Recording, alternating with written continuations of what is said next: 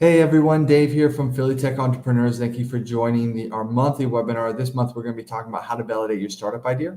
We are going to be waiting approximately 1 minute to give anyone else a chance to join, and then we will kick off the webinar. Thank you so much.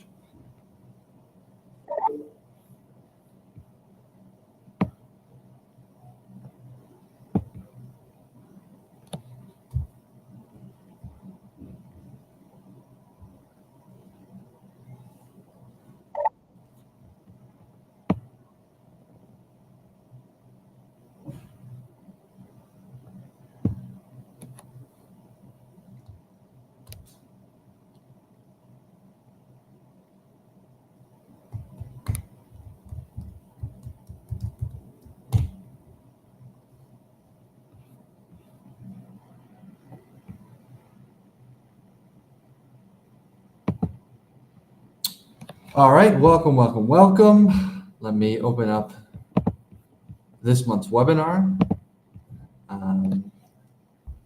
Today, we're going to be talking about how to validate your startup idea. If you're in the PTE community, you are likely interested in startups. You maybe have one, you may be aspiring to start one, and validating your idea is going to be an extremely important concept that I'm looking forward to talking about because I've been through this process a number of times, and I have also ignored this process and dealt with the pain that follows of having wasted a lot of time and money on something that nobody ever wanted. So who am I? I am Dave. I am the organizer of Philly Tech Entrepreneurs. I am an entrepreneur living in Graduate Hospital with my wife and 2 daughters. I've been in Philly about 5 years. And I also have a digital marketing agency called Shortlist.io. Shortlist does SEO, does content marketing, does website design and dev, and they also help put together this very presentation. So a shout out to them and the Philly Tech Entrepreneurs community. It's a free community on Slack and Meetup. We do monthly events. We do happy hours. We've done startup pitch events. We've done themed events about raising money for your startup. We do this webinar. We do a podcast every Thursday. Lots of cool stuff. And if you're out there in the Philadelphia community, I hope you will give it a chance. Today, we are speaking about why to validate your startup and how to validate your startup.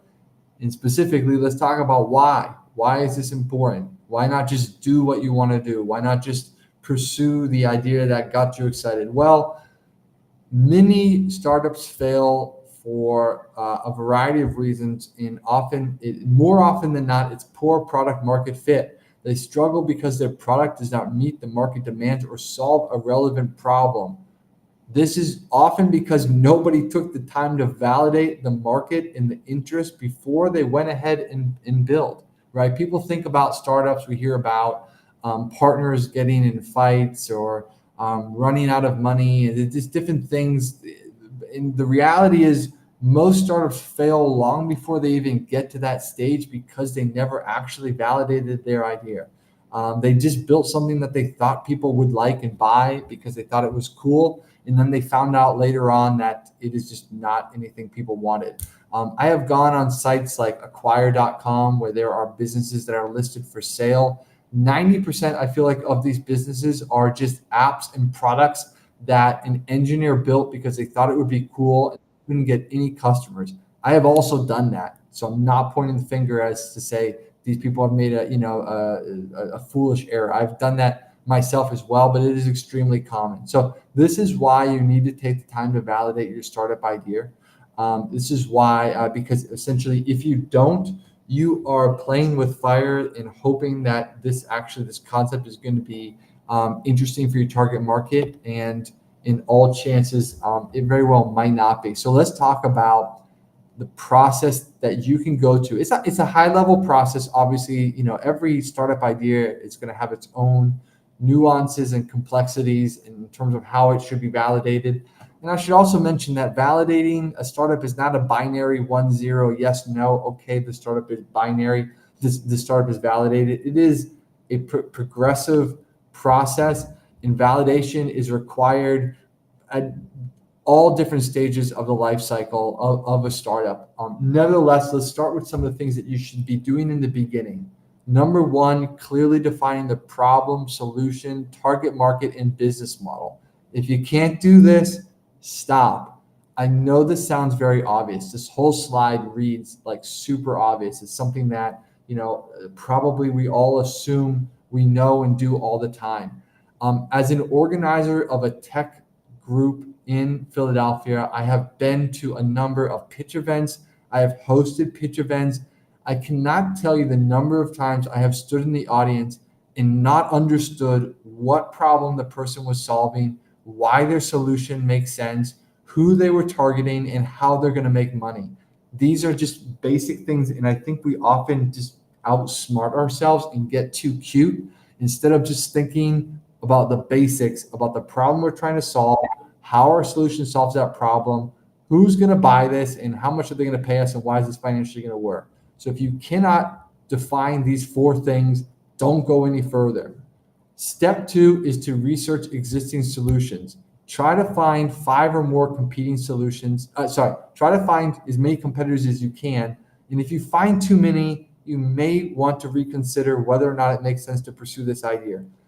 It is really hard to move into a crowded market. I very recently shut down a product that was in the employee engagement space. I thought that we had an angle that would work. I thought that we could find a position in the market that would work. I spent 3 years on it. It went nowhere because I didn't validate the startup idea, and we went into a market that was just way too crowded, and we didn't have the resources or the connections to pull it off. Yes, I'm an experienced entrepreneur with 15 years of time running and growing businesses, and I also make these silly mistakes myself. And this is why these webinars are a great reminder to myself what needs to be done for any business that I consider.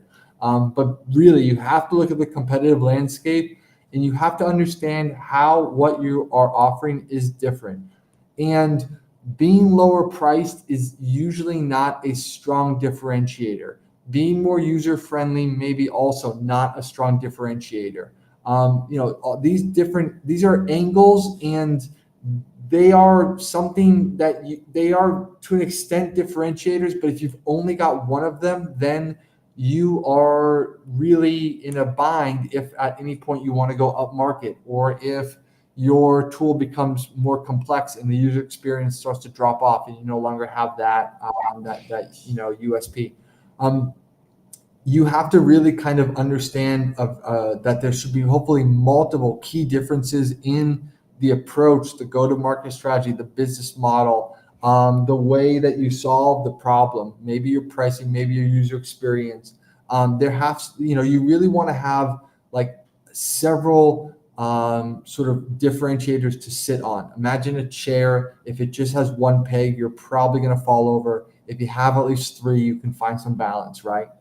Then you need to define the MVP. You need to understand what can be built quickly that is going to, represent the problem and solution that you're trying to solve. Obviously, it's not going to be the full vision of what you're trying to do, but you really have to apply some constraints to what you're trying to build, and make sure that you are holding yourself accountable to say, okay, if I only have 4 weeks to launch this thing, what is it going to look like, right? Like there's so many different versions of our solution. There's a 1-month version, there's a 3-month version, there's a 1-year version, there's a 5-year version.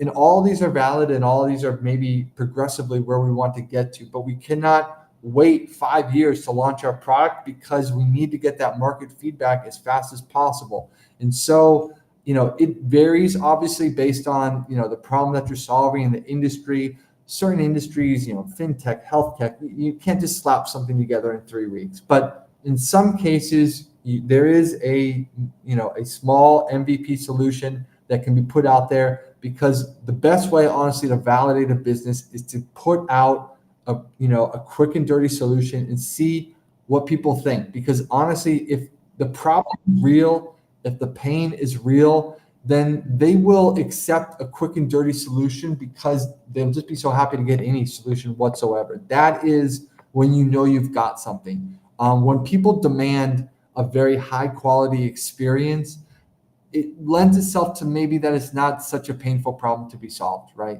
But if you can get by with a quick and dirty solution, you're onto something.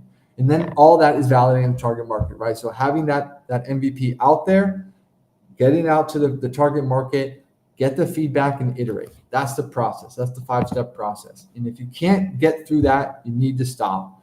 So I talked about clearly defining the problem.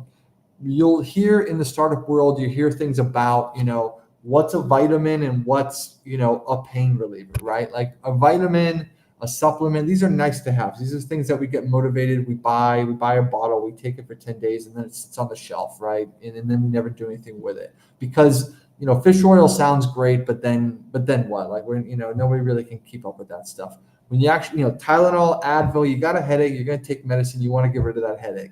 That's really what you want to be focusing on when you come up with a problem and a solution. Is there real pain and real frustration that we are addressing, and how does the product or service solve that problem in a better way than the current alternatives?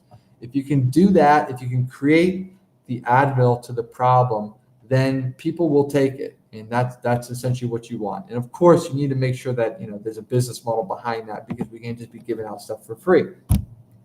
Like I said, we're diving deeper into the process, right? So researching existing solutions, saturation. When people go to solve a problem, they often look and shop around, right? Especially today, where information is so easy to come by, it's so easy to run different searches in Google and to read reviews and to follow influencers and all the different ways. There isn't like this information imbalance the way there used to be. People are going to find the other potential solutions to them, and they're often going to evaluate them. And they need to kind of understand clearly why yours makes sense over theirs. This is why businesses make competitor comparison pages where they will show feature comparisons. This is what features we offer. This is what the other guys don't. This is what our pricing is. This is what there is. Having a better website, having a better app experience. All of these things lead to differentiators, and you're going to need it because software and startups in so many industries have just become incredibly crowded these days. When I launched the business in like 2014, I felt like, I don't know, there was a handful of apps in the marketing tech space where I was building, and it was so easy to get noticed. I would email people, I would tell them what they were working on, and they would say, cool, I want to try that. Most recently, when I've taken that approach, nobody is interested in what is being offered because they're just inundated with so many different opportunities and emails and advertisements and so many different things. So you have to be aware of the competition in the market and make sure that you have some type of that you have a community, an audience, a partnership, a channel that you can go to market that is going to allow you to get in front of your target market. If you have not thought about how you will work backwards from getting in front of your target market, you are building for no one. Differentiating from competitors. Again, talked about this. UVP, unique value proposition. USP, unique selling proposition. These are the different terminology that we use, but it's basically what do you do that stands out. And honestly, if it's just a feature, if it's just being 20% cheaper, these things are soft. These are things that competitors can do. They can launch a lower priced version of their app. They can build the feature that didn't exist in their application that you have. They can build it. And then what? Again, you have to have a number of different unique things that are going to give your app a reason to exist. Defining the MVP, again, as we talked about it, set yourself a constraint. Here it's written 1 to 4 weeks. In many cases, that's a nice constraint because it really forces us to kind of think about what solution could honestly be built in a short amount of time. When you realize you only have 4 weeks to build something, especially if it's in technology, you realize you have to be extremely disciplined with what you include. And that helps you essentially not overbuild and not creep beyond what is necessary. Like I said, though, there are instances where what the 1 to 4 week timeline just doesn't really make sense. It's not maybe realistic or logical. Nevertheless, within your industry, you need to figure out what is the proper constraint and hold yourself to that and define that MVP. What is the thing that needs to be validated the most? There are always other features and things that we can be built later on. But what is the main thing that's going to make somebody go, wow, this really solves my problem? Finally, validating the target market. When you've got that MVP, you've got to get it in front of people. That's why it's so important to know what is the channel that you're going to get to your target market from. If you have no idea how you're going to get your product in front of the end user, stop, right? That problem needs to be figured out first. You need to work backwards from the marketing. It's relatively easy to build stuff.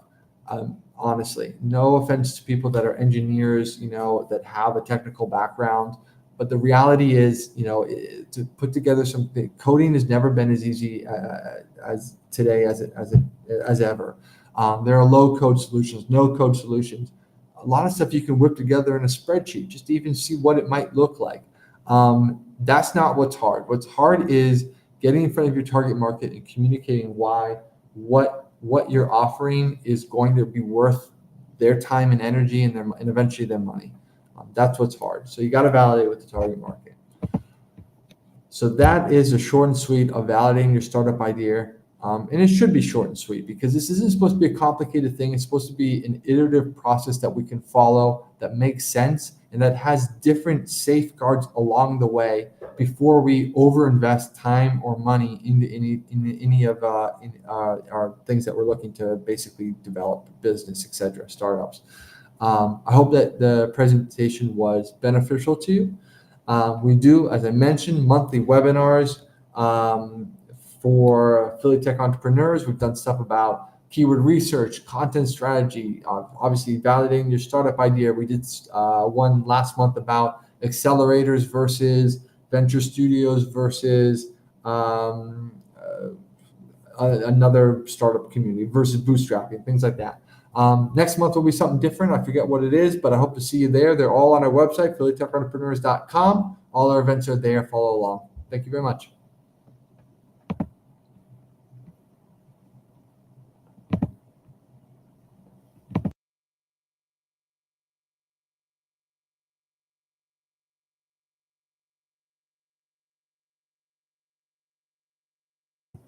Good to see you, Yoav. Thank you. Thank you, Shelly. Thank you, Martin, for putting together the presentation.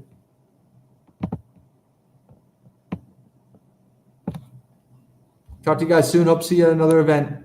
Bye.